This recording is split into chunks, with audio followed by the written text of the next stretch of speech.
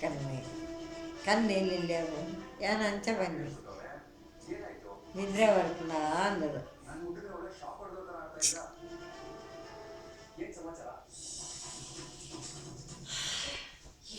ಚಡ್ಡಿ ಹೊಡೆದಿರ್ತಿದ್ದೆ ನಾನೇ ಚಡ್ಡಿ ಹೊಡೆದಿರ್ತೀನಿ ಉಪ್ಪು ಚಲ್ಲ ಅಂದ ಚಡ್ಡಿಗೆ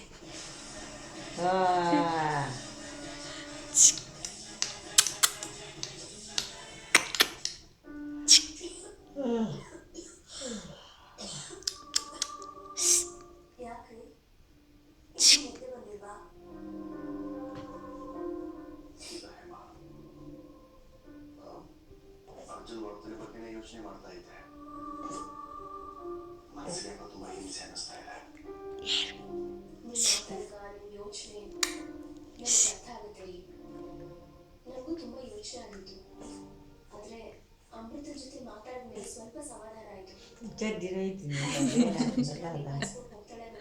ಅದೇ ಹೌದಾ ಯೋಚನೆ ಮಾಡಿ ಮಾಡ್ಕೊಳ್ಳಿ.